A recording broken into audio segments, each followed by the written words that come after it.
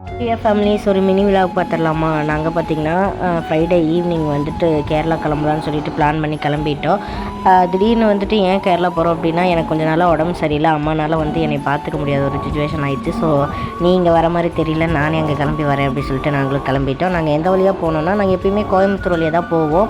இந்த டைம் வந்துட்டு மூணார் வழியாக இறங்கலாம் அப்படின்னு சொன்னாங்க. அம்மா அப்பா வந்து எர்ணாகுளத்தில் தான் இருக்காங்க. ஸோ நாங்கள் மூணார் வழியாக தான் போனோம்.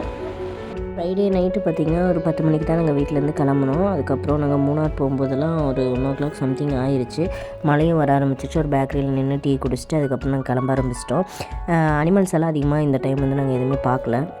நாங்கள் ஈரோட்லேருந்து கோயம்புத்தூர் வழியாக வந்துட்டு எர்ணாகுளம் போனோம் அப்படின்னா ஒரு 6 மணி நேரத்தில் ரீச் ஆகிடுவோம். இந்த டைம் வந்து மூணார் வழியாக இறங்குனதுனால ஒரு 7 மணி நேரம் சம்திங் ஆயிடுச்சு. காலையில் ஒரு 7 மணியே ஆயிடுச்சு நாங்கள் வீட்டுக்கு போகிறதுக்கு. அம்மா வேறு வந்துட்டிங்களான்னு ஃபோன் அடிச்சுட்டே இருக்காங்க. அதுவும் இல்லாமல் நாங்கள் போகிற வழியில் ஒரே மழைங்களா, அதனால் வந்துட்டு ஒரு பங்காக நிறுத்தி கொஞ்சம் நேரம் ரெஸ்ட் எடுத்துகிட்டு டீ குடிச்சிட்டு அதுக்கப்புறம் தான் நாங்கள் கிளம்புனோம்.